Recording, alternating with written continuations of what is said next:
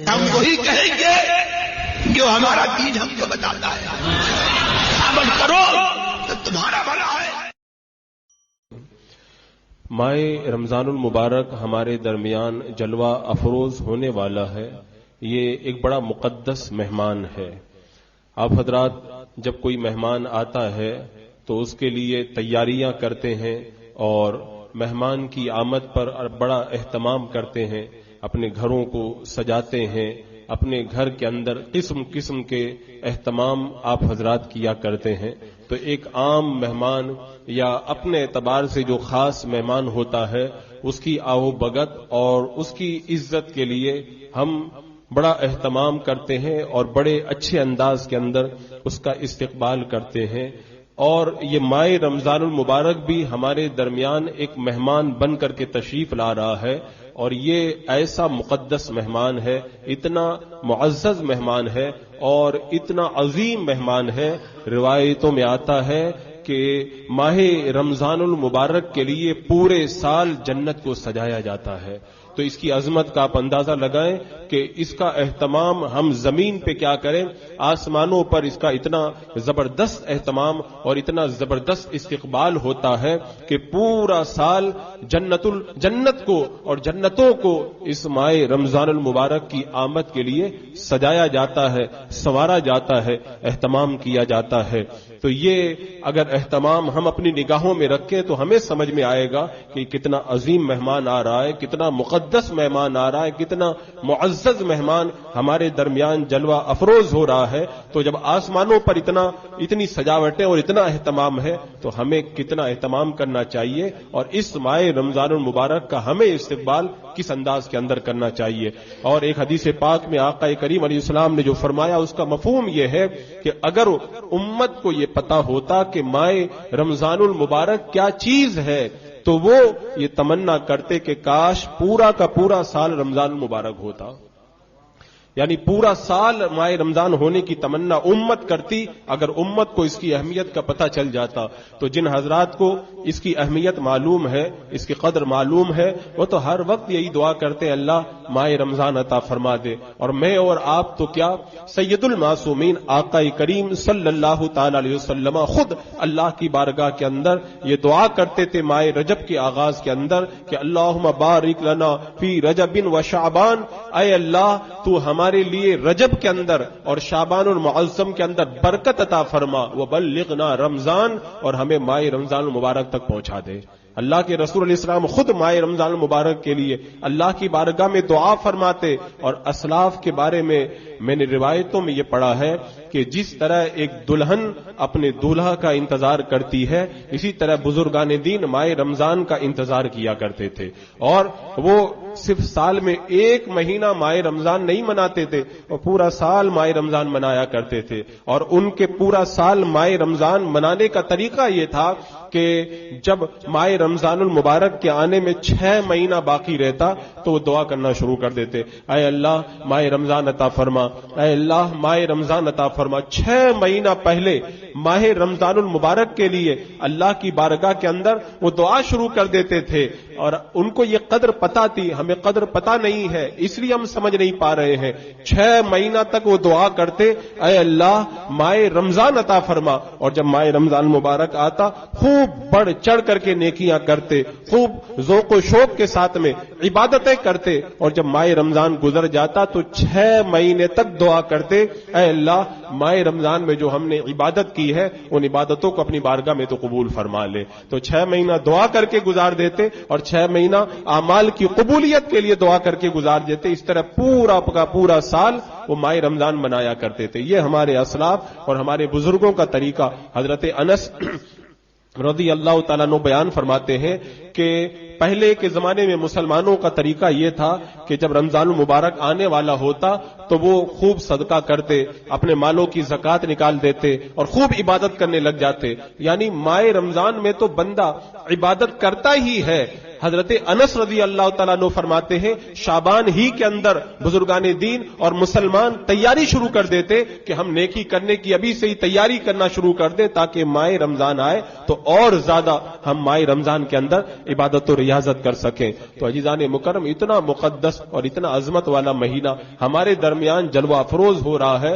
اس مہینے کی شان یہ ہے کہ جب ماہ رمضان المبارک کا چاند نظر آیا کرتا تھا تو اللہ کے رسول صلی اللہ تعالی علیہ وسلم ماہ رمضان المبارک کے چاند کو دیکھ کر کے یہ فرمایا کرتے تھے یہ خیر و برکت کا چاند ہے, یہ خیر و برکت کا چاند ہے.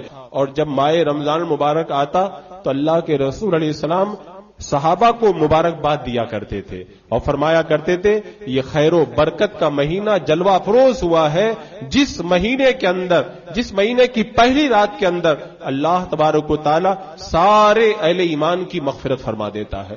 یعنی اللہ کے رسول علیہ السلام صحابہ کو ہم لوگ بھی بہت مبارکباد دیتے ہیں اور ہمارے مبارکباد دینے کا طریقہ الگ ہے. سید المعصومین آقا کریم علیہ الصلوۃ والسلام خود صحابہ کرام کو ماہ رمضان کی مبارکباد عطا فرما رہے ہیں.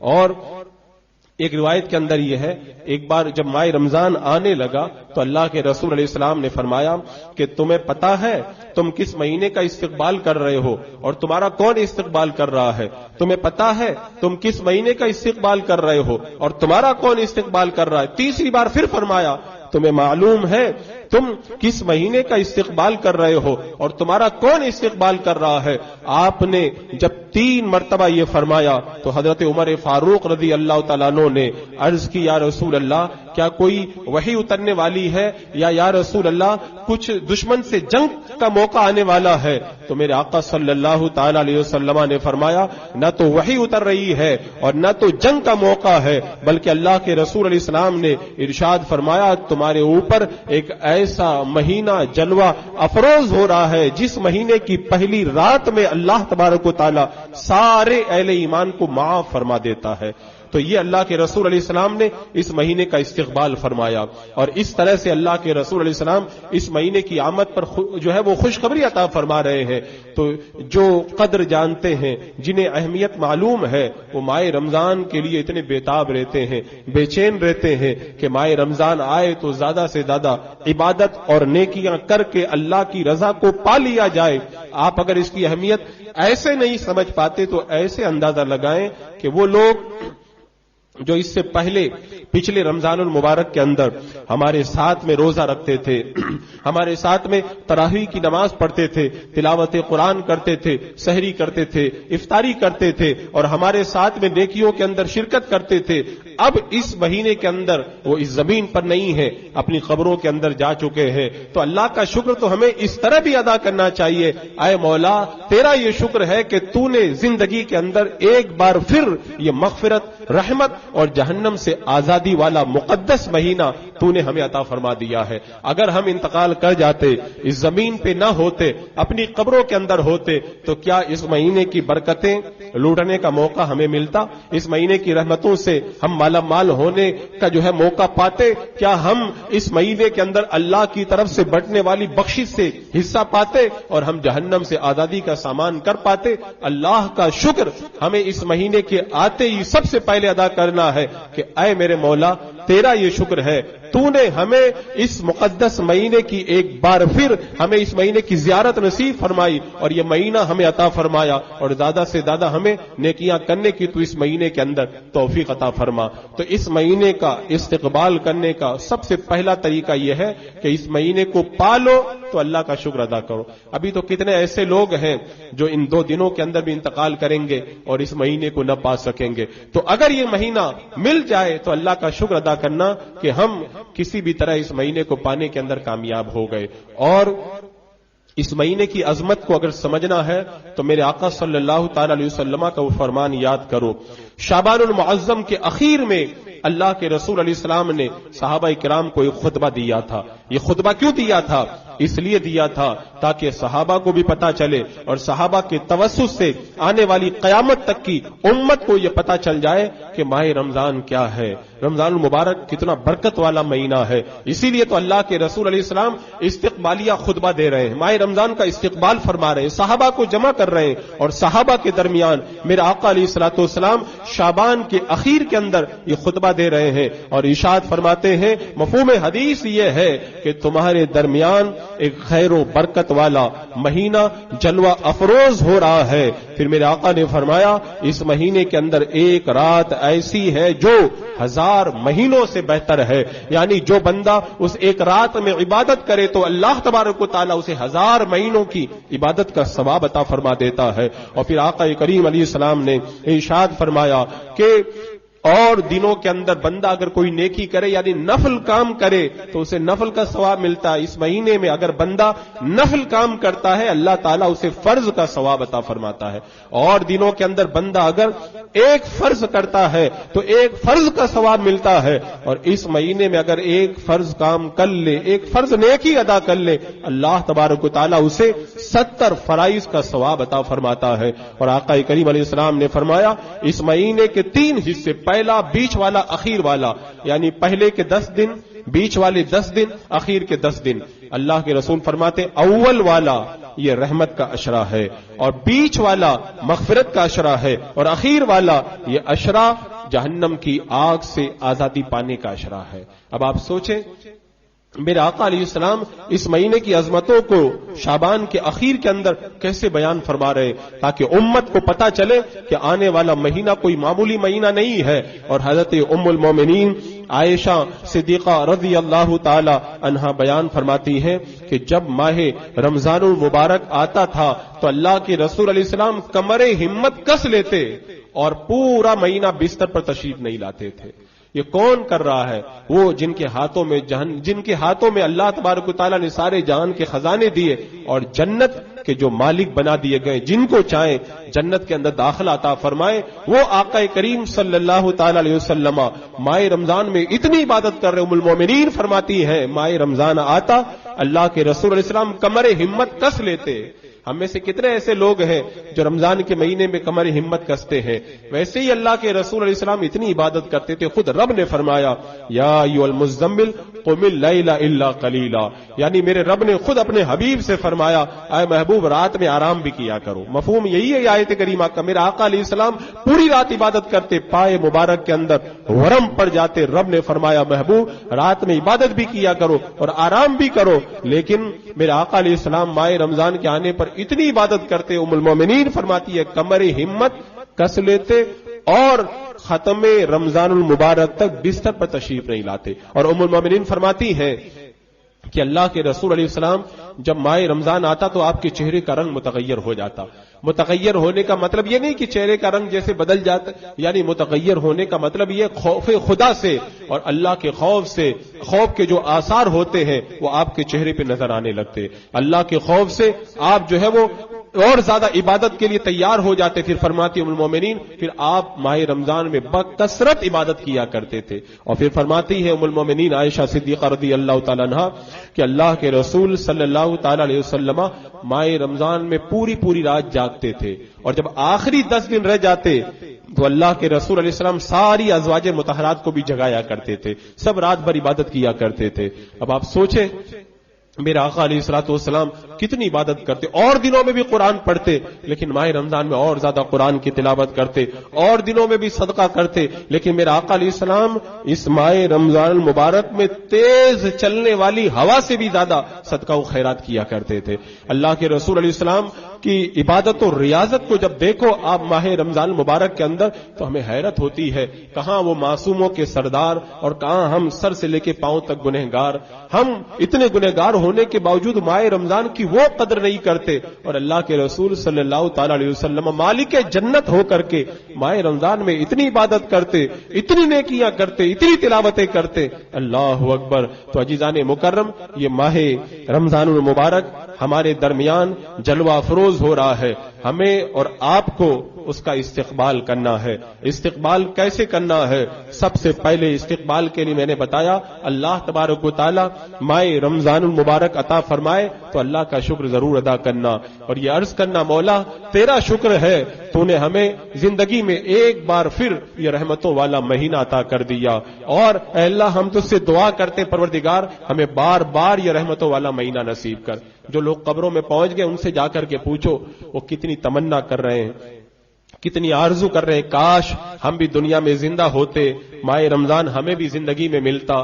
ماہ رمضان تو میں نے بتایا تھا کہ پہلے بھی آیا تھا، اب بھی آیا ہے، بعد میں بھی آتا رہے گا، لیکن آپ کو تو پتہ ہی ہے ہم جب پیدا نہیں ہوئے تھے اس وقت جو ماہ رمضان آیا تھا اس وقت تو ہم کچھ نیکی کر ہی نہیں سکتے تھے، اور جب ہم دنیا سے ہم چلے جائیں گے پھر ماہ رمضان آئے گا تو ہم کیا کر سکیں گے؟ تو جو پہلے آئے یا جو بعد میں آئے وہ ہمیں وہ کام نہ آئیں گے، ہمیں تو کام وہی رمضان آئے گا جو ہمیں زندگی میں اللہ تعالیٰ عطا فرمائے۔ تو یہ جو زندگی میں ماہ رمضان المبارک مل رہا ہے سب سے پہلے اللہ کا شکر ادا کریں، اور اس کے بعد میں ماہ رمضان کی آپ حضرات پہلے سے تیاری کر لیں۔ تیاری کا یہ مطلب نہیں ہے کہ روح افزا لا کر کے رکھ دیں، یہ جو ہے وہ پکوان لا کے رکھ دیں، کسٹرڈ لا کے رکھ دیں، یہ سامان، یہ تو تیاری اپنی جگہ ہے۔ اصل تیاری ماہ رمضان المبارک کی یہ ہے کہ برکت والا مہینہ ہمارے درمیان جلوہ افروز ہو رہا ہے، توبہ کر لیں، گناہوں سے اپنے آپ کو پاک صاف کر لیں، اور اس ماہ رمضان کے اندر اس حال میں داخل ہو کہ اللہ تبارک و تعالی ہم سے راضی ہو۔ ایک بات ہمیشہ یاد رکھیں کہ اگر کوئی بندہ یہ چاہتا ہے کہ جب رمضان کا چاند نظر آئے گا تو میں نیک بن کر کے نیکی کروں گا، تو میں کہتا ہوں پورا مہینہ گزر جائے گا، وہ جس طرح سے نیکی کرنا چاہیے نہیں کر پائے گا۔ اس کے لیے سب سے اچھا طریقہ یہ ہے کہ ابھی سے ہی آپ حضرات خوب نیکی شروع کر دیں، چونکہ جب 2 4 5 دن ماحول بن جاتا ہے تو پھر ماہ رمضان کے شروع ہوتے ہی نیک کاموں میں دل لگتا ہے۔ ورنہ میں نے کتنے لوگوں کو دیکھا کہ وہ سوچتے ہیں کہ جب رمضان المبارک آئے گا تو میں نیک بن جاؤں گا، اور پھر جب رمضان المبارک کا مہینہ شروع ہو جاتا ہے بولے ہاں کل سے مجھے یہ کرنا ہے، اور پھر دوسرے دن پلان بناتا ہے کہ میں کیا کروں، پہلے قرآن شریف پڑھ لوں اور پھر یہ کر لوں، اور کتنے ایسے لوگ پورا مہینہ گزر جاتا ہے اور وہ کسی طرح سے قابل قدر نیکیاں انجام نہیں دے پاتے ہیں۔ تو اس کے لیے سب سے اچھا اور آسان طریقہ یہ ہے آج ہی آپ لوگ اپنا کچھ وقت نکال کر کے ماہ رمضان کا ایک شیڈول بنا لیں، ماہ رمضان کے لیے ایک ٹارگٹ متعین کر لیں کہ ہمیں ماہ رمضان میں چاند نظر آنے سے لے کر کے عید کا چاند نظر آنے تک دن میں کیا کرنا ہے، رات میں کیا کرنا ہے، کیا کیا پڑھنا ہے، اور کس انداز کے اندر کب کب کتنے منٹ تک عبادت کرنی ہے۔ اور میں یہ مشورہ دوں گا کہ بہتر یہ ہوگا ایک کاپی کے اندر آپ لوگ باقاعدہ لکھ کر کے رکھ لیں کہ فجر بعد میں یہ پڑھوں گا، ظہر میں یہ کام کروں گا، عصر کی نماز کے بعد یہ کروں گا، مغرب میں یہ کروں گا، عشاء کی راتوں میں اس طرح عبادت کروں گا۔ جب آپ اپنا ایک ٹارگٹ بنا لیں گے تو انشاءاللہ آپ کو نیک کام میں بڑا لطف آئے گا اور بڑا مزہ آئے گا۔ حضرت امام غزالی رحمت اللہ تعالی علیہ فرماتے ہیں کہ جس کی زندگی میں ترتیب نہیں ہوتی ہے وقت کے اندر اس کی زندگی برباد ہو جاتی ہے، اور صحیح بات ہے، کتنے لوگ یہ کروں کے اندر ٹائم خراب کر دیتے ہیں۔ تو بہتر یہ ہے کہ پہلے سے ایک ٹارگٹ بنا لیں۔ رب نے فرمایا نا کہ فاستبقوا الخیرات، نیک کاموں کے اندر ایک دوسرے سے آگے بڑھو، تو اب ایک ٹارگٹ بنا لو کہ ہمیں ماہ رمضان المبارک کے اندر اس انداز کے اندر نیکیاں کر کے خوب آگے بڑھ جانا ہے۔ وہ حدیث پاک میں جو فرمایا گیا کہ میرے آقا صلی اللہ تعالی علیہ وسلم حضرت کعب بیان کرتے ہیں اللہ کے رسول علیہ السلام نے ارشاد فرمایا سب لوگ میرے ممبر کے پاس آ جاؤ۔ اب صحابہ کرام ممبر کے پاس جمع ہو گئے، میرے آقا علیہ السلام ممبر کے پاس صحابہ کو بلا رہے ہیں، بڑی اہم بات ہے تبھی تو بلا رہے ہیں۔ اب صحابہ کرام جب ممبر رسول کے پاس جمع ہو گئے، اللہ اکبر، کتنا روحانی سما ہوگا، وہ کونین کا دولہا ممبر پر جلوہ افروز ہو، وہ ممبر نور پر، اور صحابہ کا نورانی مجمع وہ چاند تاروں کی طرح جگمگاتے ہوئے ہدایت کے ستارے سب مجمع کی شکل کے اندر تشریف فرما ہو۔ اب میرے آقا علیہ السلام ممبر پہ تشریف فرما ہوئے، آپ نے پہلے زینے پہ قدم رکھا، کہا آمین، دوسرے زینے پہ قدم رکھا، کہا آمین، تیسرے زینے پہ قدم رکھا، کہا آمین۔ اب صحابہ کرام حیران ہیں، ایسا کبھی بھی نہیں ہوا۔ جب آپ ممبر سے نیچے تشریف لائے، صحابہ کرام نے عرض کی یا رسول اللہ، اس سے پہلے تو ایسا کبھی بھی نہیں ہوا آج جب ممبر پہ آپ جب تشریف لے جا رہے تھے آپ نے 3 مرتبہ آمین کا بات سمجھ میں نہیں آئی. اللہ کے رسول علیہ السلام نے ارشاد فرمایا جب میں نے ممبر کے پہلے زینے پہ قدم رکھا حضرت جبریل نے کہا ہلاک ہو وہ بندہ جس نے ماہ رمضان پایا اور اپنی مغفرت نہ کروائی. تو میں نے کہا آمین. اب آپ سوچیں آپ لوگوں میں سے اور ہم لوگوں میں سے کتنے بلکہ سب لوگوں نے ماہ رمضان المبارک پائے ہیں. کیا ہم نے اپنی مغفرت کروا لی؟ پچھلے رمضان میں کیا ہم نے اتنی نیکیاں کی کہ ہماری مغفرت ہو جائے؟ اس سے پہلے بھی ماہ رمضان آیا تھا, اس سے پہلے بھی آیا تھا. کسی نے 10 رمضان کے مہینے پائے بالغ ہونے کے بعد, کسی نے بالغ ہونے کے بعد 20, کسی نے 30, کسی نے 50 مہینے ماہ رمضان کے پا لیے. ایک ماہ رمضان المبارک اگر کوئی بندہ پا لے اور وہ اپنی مغفرت نہ کروائے, حضرت جبریل کہہ رہے ہیں وہ ہلاک ہو جائے. میرے آقا فرماتے آمین. ادھر ملائکہ کے سردار کہہ رہے ہیں اور ادھر انبیاء کے سردار آمین کہہ رہے ہیں. اب آپ سوچیں اپنا جائزہ لیں, ہم میں سے کتنے ایسے لوگ ہیں جنہوں نے ماہ رمضان پا کر کے اپنی مغفرت کروائی ہے؟ اگر کروائی ہے سب کو مبارکباد ہے جنہوں نے اپنی مغفرت کروا لی. لیکن اگر ماہ رمضان المبارک پانے کے بعد ہم نے اپنی مغفرت نہ کروائی تو کیا یہ ہلاکت نہیں ہے ہمارے لیے؟ کیا ہمارے لیے بربادی نہیں ہے؟ کیا ہمارے لیے جہنم میں جانے کا سامان نہیں ہے؟ تو خدا کے لیے اب تک جو ہوا سو ہوا, اس کے لیے اللہ کی بارگاہ میں توبہ کریں اور اب یہ تہیہ کر لیں. آج اب جو ماہ رمضان آ رہا ہے انشاءاللہ اس ماہ رمضان مبارک کے اندر میں اتنے نیک کام کروں گا, اتنا اپنے مولا کو راضی کروں گا کہ انشاءاللہ میں اپنے رب کو راضی کر کے اپنی مغفرت کا سامان کرا لوں گا اور ہلاکت سے بچ جاؤں گا. یہ تہیہ کریں, اپنے دل میں پورا ارادہ کریں.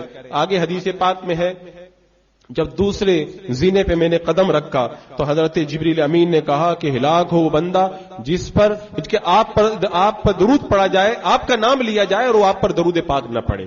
آپ کا نام لیا جائے اور وہ آپ پہ درود پاک نہ پڑے. تو میں نے کہا آمین. اور جب تیسرے زینے پہ میں نے قدم رکھا تو حضرت جبریل امین نے کہا جس نے اپنے ماں باپ کو یا دونوں میں سے کسی ایک کو بڑھاپے کی حالت میں پایا اور ان کی خدمت کر کے جنت میں جانے کا سامان نہ کیا وہ بھی ہلاک ہو جائے, اس پر بھی میں نے آمین کہا. خیر تو یہ حدیث پاک سے ہمیں یہ پتا چلا کہ ماہ رمضان کوئی بندہ پا لے اور پھر بھی گناہوں سے پاک صاف نہ ہو تو ماہ رمضان تو برکتیں لے کر کی آتا ہے. اگر ہم مغفرت نہ کرا سکے یہ ہماری کمی ہے, ہماری کوتاہی ہے, ہماری ناکامی ہے. اب تک جو کوتاہی ہوئی اللہ معاف کرے, لیکن اس رمضان المبارک کے اندر یہ وعدہ کر لو ہمیں کوتاہی بالکل نہیں کرنا ہے. تو عزیزان مکرم تو یہ کام آپ کر لیں, آج ہی ایک چارٹ بنا لیں ہمیں کیسے عبادت کرنی ہے. مختصر طور پر میں بتا دوں کیونکہ اگر میں سب کے لیے ایک چارٹ بتاؤں تو بڑا مسئلہ ہے. بہت سارے لوگ ہیں جن کو کوئی کام نہیں ہے وہ زیادہ عبادت کر سکتے ہیں, کچھ ایسے لوگ ہیں جو محنت مزدوری کرنے والے ہیں وہ زیادہ عبادت نہیں کر سکتے, اور کچھ لوگ جو ہیں وہ بہت ہی زیادہ جو ہے مصروف رہتے ہیں, ان کے بال بچوں کا خرچ اٹھانا ان کے لیے بڑا لمبا مسئلہ ہے. تو ہر ایک بندہ ہر طرح سے زیادہ عبادت نہیں کر سکتا, لیکن اگر متوسط طور پر دیکھا جائے تو ہونا یہ چاہیے کہ ہم جب سحری کے وقت میں اٹھیں تو تھوڑا پہلے اٹھ جائیں. اور دنوں میں تہجد کی نماز ہم لوگ نہیں پڑھ سکتے, اور تہجد کی نماز سبحان اللہ اتنی زبردست عبادت ہے. قیامت کے میدان میں تہجد گزاروں کی الگ ہی شان ہوگی, ان کے چہرے کیسے جگمگا رہے ہوں گے اور جنت میں وہ کیسے آگے آگے جا رہے ہوں گے. تو انشاءاللہ ہم یہ وعدہ کریں کہ سب سے پہلے جب ہم اٹھیں گے تو ماہ رمضان میں ہمارے کاموں کا آغاز تہجد کی نماز سے ہوگا. کم سے کم 2 رکعت یا 8 رکعت 2 رکعت کر کے ہم تہجد کی نماز پڑھیں گے, پھر سحری کھائیں گے. تہجد کی نماز پڑھنا یہ بھی عبادت, سحری کرنا یہ بھی عبادت, اور سحری کرنے کے بعد میں ہم تسبیح و تحلیل کے اندر مگن ہو جائیں گے, کلمہ شریف کا ورد کریں گے. یہ بتا دوں میں اللہ کے رسول علیہ السلام نے فرمایا کہ ماہ رمضان المبارک میں 4 کام کرو. میرے آقا نے فرمایا ماہ رمضان المبارک میں 4 کام کرو. 2 کام اللہ کو راضی کرنے کے لیے کرو, اور 2 کام اس لیے کرو کہ ان 2 کاموں سے تم بے نیاز نہیں ہو, ان 2 کاموں کی تمہیں ضرورت ہے. تو ماہ رمضان میں یہ 4 کام بھی آپ کو کرنے ہیں. پہلا کام میرے آقا فرماتے ہیں کہ ماہ رمضان المبارک میں کثرت سے کلمہ شریف کا ورد کرو، لا الہ الا اللہ محمد رسول اللہ خوب پڑھو۔ ماہ رمضان میں کون وظیفہ بتا رہا ہے؟ یہ میرا اور آپ کا بتایا وظیفہ نہیں ہے، خود آقا کریم سید المعصومین صلی اللہ تعالی علیہ وسلم نے یہ وظیفہ بتایا ہے۔ اگر کہیں کسی کو وظیفہ پوچھنا ہے تو کہیں جانے کی ضرورت نہیں ہے، میرے آقا علیہ السلام نے ماہ رمضان کا وظیفہ ہمیں پہلے ہی بتا دیا کہ اگر ماہ رمضان میں تمہیں کوئی وظیفہ پڑھنا ہے تو لا الہ الا اللہ محمد رسول اللہ یہ وظیفہ پڑھو۔ کتنا پڑھو؟ تم جتنا پڑھ سکتے ہو اتنا پڑھو۔ میں تو کہتا ہوں اتنا پڑھو کہ اس کلمے کے رنگ کے اندر رنگ جاؤ اور تمہارا دل روشن اور تابناک ہو جائے، اور اس کی برکتیں اتنی زیادہ ہیں، اس کے لیے الگ سے پوری ایک مکمل تقریر کرنے کی ضرورت ہے کہ اس کلمہ شریف کی برکتیں کتنی زیادہ ہیں۔ بس میں اتنا کہوں گا کہ جس طرح لوہے پہ زنگ لگ جاتا ہے تو پھر وہ لوہا زنگ آلود ہو کر کے بیکار ہو جاتا ہے، تو اس کو صاف کرنے کا کوئی طریقہ ہوتا ہے۔ تو دل میں اگر زنگ لگ جائے اور بالکل لوہے پہ زنگ لگے ہوئے کی طرح دل ایک دم بالکل بیکار ہو جائے، اگر کوئی بندہ اس کلمہ کو پڑھے سارا زنگ دور ہو جائے گا اور دل چماچم کرنے لگے گا، جگمگانے لگے گا۔ یہ اتنا بہترین وظیفہ ہے۔ میرے آقا فرماتے ہیں دوسرا کام جو اللہ کی رضا کے لیے ماہ رمضان میں کرو وہ ہے کثرت سے توبہ استغفار کرو۔ استغفر اللہ ربی من کل ذنب واتوب الیہ، یا استغفر اللہ۔ لیکن ایک بات یاد رکھیں، جب بھی اس استغفار کو کریں تو اس وقت دل حاضر ہو اور دماغ میں یہ تصور ہو کہ ادھر بندہ پڑھ رہا ہے کہ اللہ میں تیری بارگاہ میں اپنے گناہوں سے توبہ کر رہا ہوں، استغفر اللہ ربی من کل ذنب، اور دماغ کے اندر یہ خیال رہے اے اللہ میں نے فلاں گناہ کیا تھا اس سے بھی توبہ کر رہا ہوں، میں نے فلاں گناہ کیا تھا اس سے بھی توبہ کر رہا ہوں۔ اپنے گناہوں کو یاد کر کر کے توبہ استغفار کریں، پھر دیکھو اللہ تعالیٰ کیسی برکتیں عطا فرماتا ہے۔ پھر میرے آقا فرماتے ہیں دو کام اور کرو ماہ رمضان میں۔ پہلا کام اللہ سے جنت خوب مانگو، رمضان کے مہینے میں اللہ سے خوب جنت مانگو اور جنت کا سوال کرے اللہ جنت الفردوس عطا فرما، اور اگر محبت میں دعا کرو تو اس طرح دعا کرو اللہ جنت دے اور جنت میں تیرے حبیب کا ساتھ ہمیں عطا فرما۔ اللہ کی بارگاہ میں اس طرح دعا کرو، کیونکہ روایتوں میں آتا ہے جب کوئی بندہ 3 مرتبہ اللہ سے جنت مانگتا ہے تو جنت خود اللہ سے کہتی ہے اللہ یہ جنت کا سوال کر رہا ہے، یہ جنت کی نعمتیں تو اس کو عطا فرما دے۔